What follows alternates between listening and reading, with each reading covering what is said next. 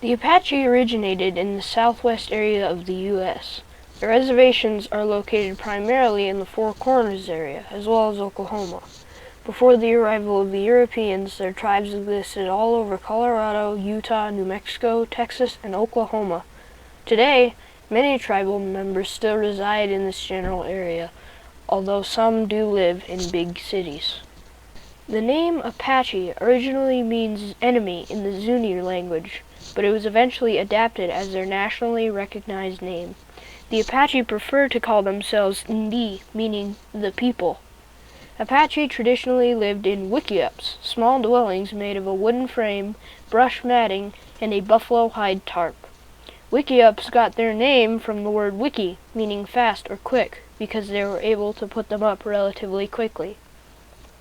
The Apache got their food sourced by hunting, fishing, gathering, and farming. Because they had such a wide geographical area, the Apache have varied their food source to a very wide extent. Geronimo, a military leader, though he was never a chief, the Apache followed him into battle of their own free will. He's said to possess powers such as telekinesis, the ability to walk without making tracks, and the ability to survive gunshots.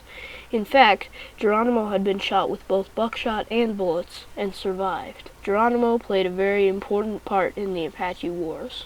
During the United States war against Mexico, the Apache promised the United States safe passage through their land until 1850, when miners tried to mine their land for gold. This led to a conflict known as the Apache Wars. Eventually, the conflict was settled. In 1875, many Apache were forced to move from thousands of acres promised to them in a treaty. All of them, old or young, were forced to walk 180 miles through harsh winters to reach their new home, an internment camp. They stayed there for 25 years while Americans took over their land. Upon release, only about 200 were allowed to return home. The modern-day Apache people include the Western Apache, the Chiricahua, the Mescalero, the Jicarilla, the Lipan, and the Plains Apache, most of which are located in the Four Corners area. Although primarily in New Mexico, the Apache people have spread all over Utah, Colorado, and Arizona. Many Apache have moved into metropolitan cities like Denver, New York, and Santa Fe. The Chiricahua are the only Apache tribe that has not found residence within the Four Corners area. They live in their Oklahoma reservation instead. The Apache still believe in many of their old customs, such as the belief that they are blood relatives of Mother Nature. They believe that everyone contains the spirit of water, mountains, rocks, trees, and wind. Certain healing ceremonies are performed to heal these spirits. Today, such rituals are performed by a shaman within a hogan, a building made of wood and sod. The sick would go to the shaman to seek his help in rituals.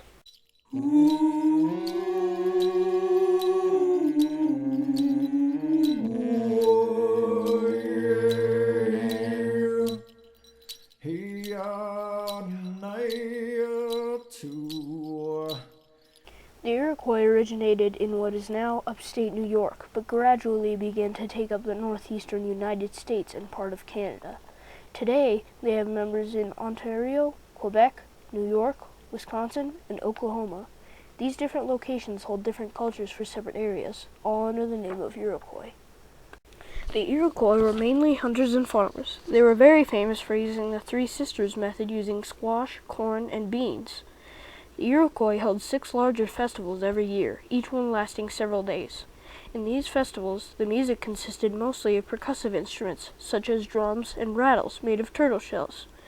Festivals included the Maple Festival for spring, the Green Corn, corn planting, strawberry, and harvest festivals for Thanksgiving, and the New Year's Festival for winter.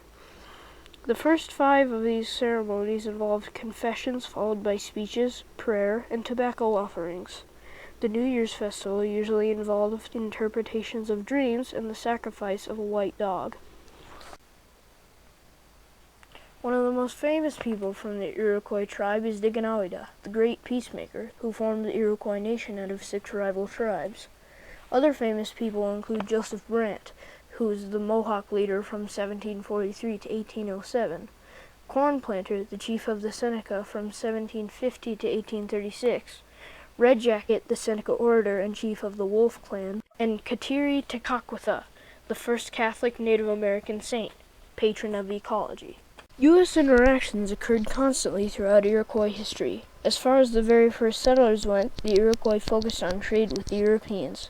For their beaver pelts and other goods, the traders would give them a whole host of goods like cooking utensils and foreign plants. This trade eventually led to the corruption of the Iroquois, and they became very poor over time. The most important interactions with the U.S. was during the American Revolution. The 6 tribes split and sided with the 2 different countries. Tuscarora and Oneida sided with the Americans, while Mohawk, Seneca, Onondaga, and Cayuga sided with the British. After the Revolutionary War, they signed several treaties with the Americans and surrendered their homeland to the Americans. The Iroquois today live in communities scattered across New York State, Oklahoma, Wisconsin, Ontario, and Quebec. Each area is home to a different group of Iroquois originally formed from the 5 tribes of the Iroquois. Each tribe has its own customs and languages, although all share similarities between them. The Iroquois do not practice many of their customs anymore. Instead of longhouses, they live in log cabins and modern homes. They also own regular commercial enterprises. Although their lives have been modernized greatly, they still practice a few traditional arts and crafts, mostly to sell as novelties in gift shops.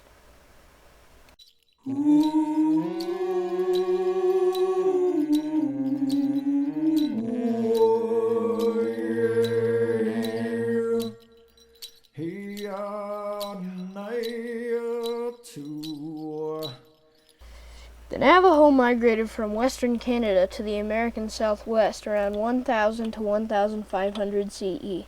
There, they developed a thriving culture centered around sheep. They had especially good relations with the Pueblo, who were the teachers of many things like farming. From 1863 to 1864, they were forced to migrate to a barren reservation located in eastern Mexico. Eventually, they were allowed to return home. However, their native homeland stretched from Arizona, New Mexico, Utah, and Colorado. They lived in mainly the Four Corners area, which the Navajo believed that the 4 mountains represented the 4 cardinal directions. In Navajo culture, sheep are very important. They are used mostly for their meat, milk, and wool, which is used for fabrics to make rugs, clothes, etc. Each Navajo rug has geometric patterns, is made of hand-spun wool, and is a very valuable, prized Navajo treasure. Another interesting Navajo craft involves melting down silver dollars to make jewelry that includes religious symbols and meanings. This jewelry is highly prized by tourists. The Navajo, being one of the most widespread and diverse native tribes, have many famous people.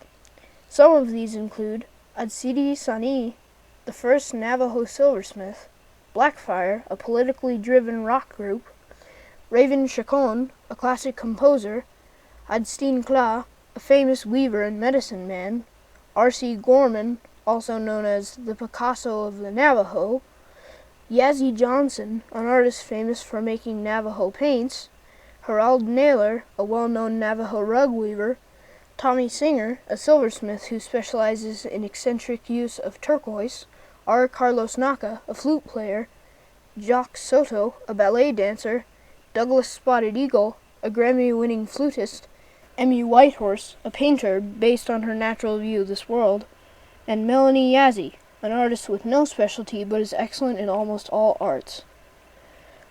Some other famous Navajo people were the Code Talkers. In World War II, the Navajo language became a secret code used by the U.S. military. Approximately 400 Navajo trained as code talkers conducted military operations from 1942 to 1945.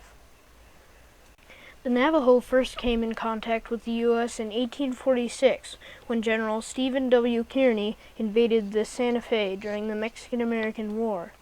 He and his men captured several Spanish forts and thus resulted in the capturing of Navajo territory. The Navajo disliked being captured by the U.S. and rebelled against the invaders. After a while, the Navajo lost and were forced to move to a New Mexico reservation in the spring of 1864. Over 9,000 Navajo men, women, and children were forced to walk around 300 miles with little food, water, or shelter on what is known as the Long Walk. It was one of the longest American Indian relocation acts in history and resulted in the death of over 3,000 Navajo tribe members. After the arrival at the reservation, Navajo continued to die from starvation, cold, and raiding. The Navajo today live in modern homes, own modern businesses, and have the largest reservation in the United States. The Navajo own very many large businesses, such as casinos, construction industries, heavy equipment training programs, cleaning services, refuse disposal services, and much, much more. They still practice some traditional arts and crafts. The Navajo Reservation is now the largest and one of the most economically diverse American Indian reservations in the United States. However, the reservation is only a fraction of all the Navajo people in America. Many Navajo have gone to even greater successes and have fully integrated into American society. They live just as any other American citizen now.